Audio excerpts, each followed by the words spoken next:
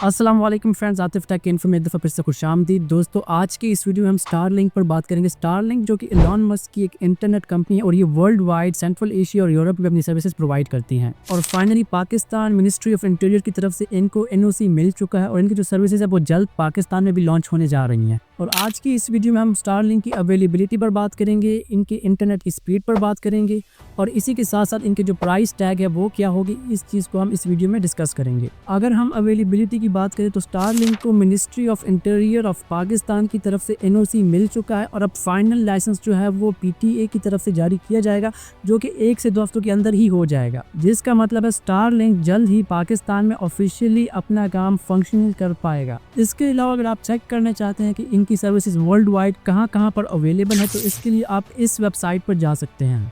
तो दोस्तों, यहाँ वेबसाइट पे आने के बाद हमारे सामने कुछ मैप हमें शो हो रहे हैं। मैप में हमारे पास कंट्रीज़ हैं, कंट्रीज़ के डिफरेंट कलर्स हैं। तो यहाँ पे डिफरेंट कलर्स जो है वो डिफरेंट चीज़ें रिप्रेजेंट करती हैं।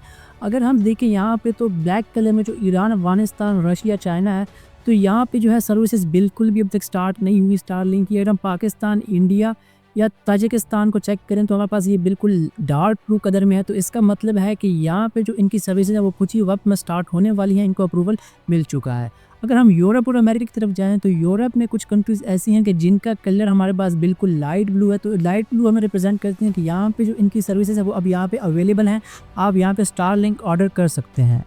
तो दोस्तों, दूसरे नंबर पे हमारे पास है स्टारलिंक की लॉन्च डेट के बारे में। इनका जो लॉन्च डेट है वो अभी तक ऑफिशियली रिलीज़ नहीं हो पाया क्योंकि इनकी जो डिवाइसेस है वो अब तक पाकिस्तान नहीं पहुंची। स्टारलिंक पाकिस्तान में तभी फंक्शनल हो पाएगा जब इनकी जो डिवाइसेस हैं वो पाकिस्तान पहुंचेंगी। तो दोस्तों, स्टारलिंक ऐसा नहीं है कि आप अपने मोबाइल में सिम इंसर्ट करें एंड इंटरनेट यूज़ करना स्टार्ट कर लें। स्टारलिंक के लिए आपको डिवाइसेस परचेज करनी पड़ेंगी जिसकी जो प्राइस है वो 1,30,000 रुपये के आसपास है, यानी $499 में आपको स्टारलिंक का डिवाइस मिलेगा। तो जब कभी भी इनकी डिवाइसेस पाकिस्तान में पहुंचती हैं, आप अपना डिवाइस परचेज करके लगा सकते हैं और आप इससे इंटरनेट जो है वो यूज़ कर सकते हैं। तो दोस्तों, अगर हम इनकी स्पीड की बात करें तो स्पीड में हमारे पास डाउनलोड स्पीड और अपलोड स्पीड आता है। दोस्तों, इनका जो डाउनलोड स्पीड है वो 150 Mbps से लेकर 300 Mbps तक होगा, जो कि हमारे फाइबर ऑप्टिक के जैसा ही है। लेकिन इनका जो अपलोड स्पीड है वो हमारे पास 15 Mbps से लेकर 35 Mbps तक होगा, जो कि हमारे फाइबर ऑप्टिक केबल से स्लो है। दोस्तों, यहाँ पे आपको मैं एक बात बता दूं कि ये स्टारलिंक इंटरनेट उन लोगों के लिए बनाया गया है जो कि ऐसी जगहों पर रहते हैं जहाँ पे हमारे पास इंटरनेट की सर्विसेज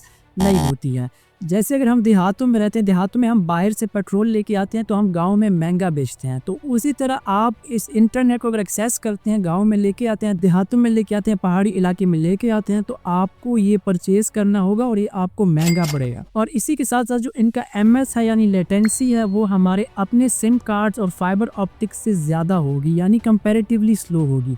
अगर आप कोई PUBG गेमर है, आप सोचते हैं कि हम गेम खेलेंगे और हमें जो है फास्ट इंटरनेट मिलेगा, तो ऐसा बिल्कुल भी नहीं है।